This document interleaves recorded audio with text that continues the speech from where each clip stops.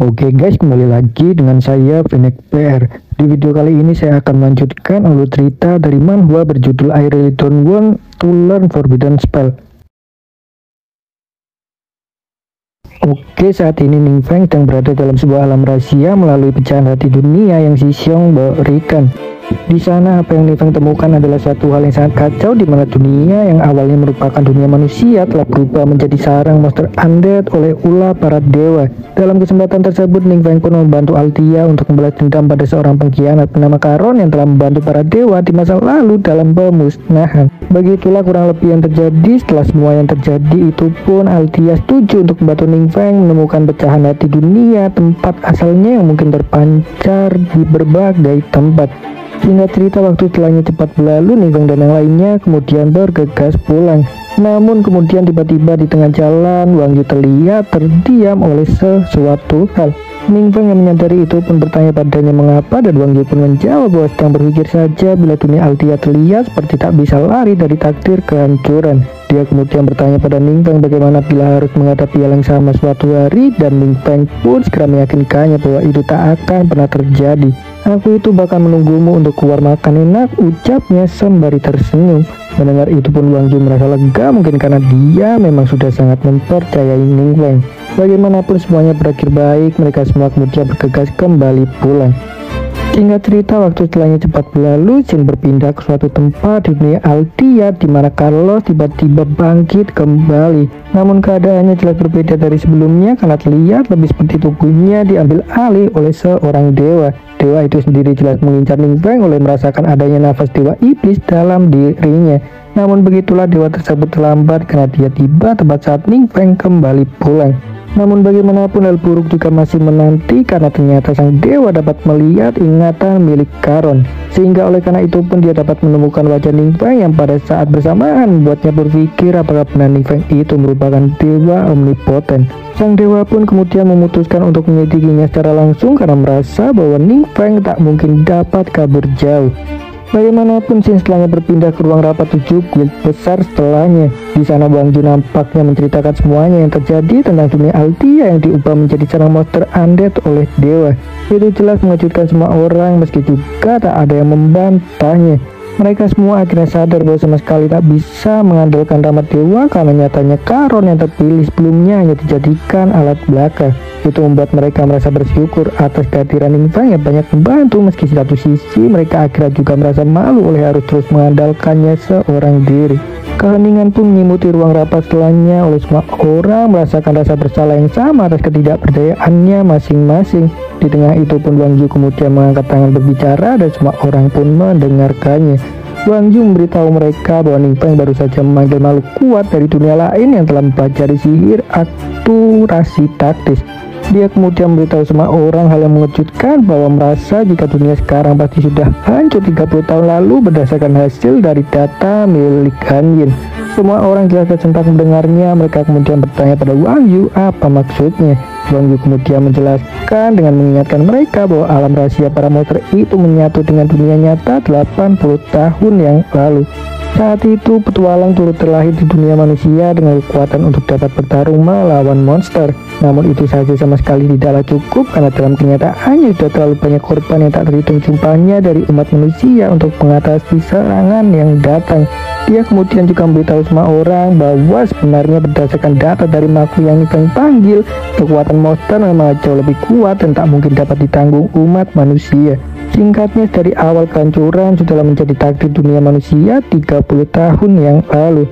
Namun kenyataannya semua orang masih dapat bertahan sekarang. Wang Yu menegaskan bahwa itu pasti karena keajaiban. Dia meyakinkan semua orang untuk bangkit melanjutkan perjuangan para leluhur dari generasi 80 tahun yang lalu, dan semua orang pun terdiam mendengarnya. Hanyalah ada keheningan untuk sesaat hingga Wang Yu merasa aneh sendiri. Dia kemudian bertanya pada mereka apakah telah mengatakan hal yang salah, dan namun tiba-tiba semua orang bertepuk tangan sembari menunjukkan senyuman hangat. Mereka semua merasa bersyukur telah mengundang Wang Yu untuk mengisi kosongan 7 guild besar. Mereka sungguh sangat bangga. Mereka juga akhirnya cepat sadar bahwa bagaimanapun telah melakukan hal luar biasa karena dapat menahan musuh yang seharusnya jauh lebih kuat hingga sekarang. Mereka juga akhirnya sepenuhnya sadar bahwa dewa sama sekali tak bisa diharapkan, bahkan mungkin harus bersiap di masa depan untuk melawannya. Bagaimanapun Shin setelahnya berpindah ke sisi Karon yang tubuhnya masih dirasuki oleh dewa. Dia berhasil mengejar Ning Feng sampai ke dunia asalnya yang saat bersamaan buatnya merasa heran karena dewa omnipoten justru bersembunyi di dunia tingkat rendah seperti itu. Nampaknya dia ini cukup kesulitan menemukan Ning Feng. Oleh hal tersebut sehingga kemudian dia memilih untuk tinggal lebih dulu di dalam alam rahasia menara ujian dewa karena merasakan bahwa itu merupakan menara ujian miliknya. Waktu setelahnya cepat berlalu, Shin kemudian berpindah ke Guild Asura Tajam di mana Shishong berada. Dia pergi ke menara ujian dewa untuk bertambah kuat. Oleh rasa tak terima, Guild Asura Tajam hancur hanya dalam semalam. Namun siapa sangka tepat saat itu sebuah retakan dimensi muncul mengejutkannya dan apa yang keluar tak lain adalah Karon. Pandangan keduanya pun saling bertemu. Shishong kemudian segera bersiap menyerang sosok asing di depannya sembari bertanya siapa. Karon pun tersenyum saja menanggapinya. Dia kemudian memperkenalkan dirinya sebagai dewa sembari meyakinkan Shishong untuk tak perlu takut terhadapnya. Mendengar itu pun Shishong jelas sangat terkejut karena saat yang sama dia ingat bahwa menara ujian dewa itu memang tak dapat dimasuki dua orang sekaligus pada waktu yang bersamaan. Terlebih aura yang Karon pancarkan adalah hal yang tak asing baginya karena sebelumnya telah melihat rekaman video saat pertarungan melawan Ning Feng. Menyadari itu dia kemudian langsung berlutut memberi hormat bertanya pada Karon apakah datang karena mendengar doanya. Karon pun menjawab dengan menegaskan bahwa doa itu hanya untuk seorang yang lemah. Dia kemudian meminta Shishong untuk membuktikan kekuatannya dan imannya bila ingin mendapatkan rahmat. Shishong yang merasa mendapat harapan pun segera menjadi bersemangat. Dia dengan lantang kemudian meminta sang dewa untuk tak perlu ragu memberikan perintah apapun. Karon kemudian terdiam sejenak karena dia berpikir bahwa dewa omnipoten atau Ning Feng pasti menyembunyikan sesuatu. Dia itu merasa bahwa mungkin lebih lemah karena pada dasarnya sosok dirinya dalam tubuh Karon hanyalah inkarnasi belaka yang jauh lebih lemah dibandingkan diri aslinya. Sehingga oleh karena itu dia memilih untuk bertindak lebih aman. Dia kemudian menunjukkan wajah Ning Feng pada Shishong dan memintanya untuk mencari. Melihat itu pun Shishong jelas sangat terkejut karena begitulah dia jelas tahu bahwa sosok itu adalah Ning Feng. Sang dewa pun merasa senang mengetahuinya. Dia kemudian meminta Shishong untuk memberitahu semua yang diketahuinya. Shishong kemudian menjawab bahwa sayangnya tak terlalu dekat untuk memberikan banyak informasi. Sang dewa pun tak mempermasalahkannya. Dia kemudian meminta Shishong untuk mulai bertanggung jawab mengawasinya. Kemudian juga menegaskan pada Shishong untuk jangan sampai melawannya, memberitahu bahwa mungkin Ning Feng itu adalah sang dewa iblis yang menghancurkan dunia tak terhitung jumlahnya. Mendengar itu pun Shishong tersentak. Dia berpikir bahwa mungkin yang dulu bertarung melawan sang dewa dalam rekaman video memang adalah Ning Feng. Kemudian sementara itu sang dewa teringat bahwa sebenarnya tak bisa mengingat jejak apapun dalam menara ujian miliknya. Dia berpikir bahwa itu mungkin karena dewa omnipoten yang menghapus jejak. Dia kemudian bertanya pada Shishong tentang siapa yang menyelesaikan menara. Dan Shishong kemudian menjawab bahwa itu adalah teman dari sang dewa iblis. Mendengar itu pun sang dewa nampak cukup murka. Dia kemudian mengatakan pada Shishong bahwa seharusnya dirinya lah yang mendapatkan berkah. Dia kemudian meyakinkan Shishong untuk juga tak perlu khawatir, mengatakan bahwa akan membantunya merebut kembali. Dia kemudian meminta Shishong untuk mengikrarkan janji setia dan Shishong pun segera berteriak memenuhinya. Singkat cerita, setelahnya waktu cepat berlalu. Shin kemudian berpindah ke sisi Shishong yang menemui Ning Feng di keesokan harinya. Namun siapa sangka Shishong ini justru berkhianat. Dia memberitahu Ning Feng semuanya tentang sosok inkarnasi dewa yang muncul, memintanya untuk mengkorek informasi. Ning Feng pun jelas terkejut mendengarnya. Dia kemudian bertanya pada Han Jin, bukankah inkarnasi itu hanya dapat dilakukan untuk sesaat saja? Han Jin kemudian menjelaskan bahwa itu salah karena dewa memang bisa bertahan lebih lama dengan menggunakan tubuh pengikutnya. Ning Feng kemudian bertanya pada Shishong apakah tak takut ketahuan olehnya berkhianat, dan Shishong pun meyakinkan tak perlu khawatir. Dia menjelaskan bahwa telah menguji beberapa kali bahwa inkarnasi dewa itu tak selalu maha tahu. Han Jin pun kemudian membenarkannya. Dia memberitahu Ning Feng bahwa mungkin hubungan Shishong dengannya memang belum terlalu dekat sehingga tak mudah untuk diambil kendali seperti Karon. Ning Feng kemudian menepuk pundak Shishong setelahnya seraya mengucapkan terima kasih atas informasi yang penting yang diberikan. Shishong pun meyakinkannya bahwa itu sudah sewajarnya karena Ning Feng telah menjadi penolong Guild Asura Tajam. Shishong ini ternyata sungguh sangat mengagumi Ning Feng dalam lubuk hati karena dia melihat bahwa Ning Feng tak gemetar sama sekali saat berhadapan dengan dewa. Juga selain dari itu, selama ini Ning Feng juga terus berulang kali menyelamatkan umat manusia sehingga membuatnya berpikir bahwa Ning Feng tak mungkin seorang dewa iblis yang sangat kejam. Sementara bagaimanapun Ning Feng juga tak ambil pusing, melainkan dia justru merasa tertantang oleh karena para dewa yang datang sendiri kepadanya. Dan sehingga oleh karena itu dia memutuskan untuk melihat secara langsung sampai akhir. Setelahnya waktu cepat berlalu, Jin berpindah ke sisi Ning Feng di kamarnya untuk istirahat. Di tengah itu dia kemudian memikirkan lagi ucapan Xizong karena bagaimanapun cepat atau lambat akan harus bertarung melawan sosok inkarnasi dewa tersebut. Begitulah dia memiliki kekhawatiran yang normal, dan namun Han Jin kemudian memberitahunya bahwa sebenarnya justru memiliki keuntungan lebih besar dibanding dewa lain di dunia sekarang. Ning Feng kemudian bertanya apa maksudnya. Han Jin pun menjelaskan bahwa setiap dunia itu memiliki hukum alam yang akan membatasi entitas tingkat tinggi bila masuk ke dunia yang lebih rendah. Itu adalah hal yang bahkan tak bisa ditentang oleh dewa dan hanya bisa dilewati dengan memperluas kepercayaan pengikut terhadapnya. Namun dalam hal ini Ning Feng berbeda, dia dapat mengerahkan kekuatan penuhnya. Jadi singkatnya, Han Jin ingin memberitahu Ning Feng bahwa selama pengaruh sang dewa tak menyebar luas, itu tak akan menjadi masalah besar untuknya. Namun selain dari itu juga ada masalah lain, karena ternyata alam rahasia menara ujian dewa terhubung langsung dengan alam ilahi milik dewa yang bersangkutan. Jadi nampaknya sang dewa itu dapat menggunakan kekuatan penuhnya jika di dalam menara, sehingga Han Jin kemudian menyarankan pada Ning Feng untuk memancingnya keluar. Mendengar itu pun Ning Feng terdiam sejenak karena dia sadar bahwa sekalipun tahu lebih diuntungkan di dunia sekarang, tetap saja ada sebuah hal yang membuatnya terganggu. Itu adalah tentang salah satu keterampilan milik sang dewa, yaitu Pressure of the Strong.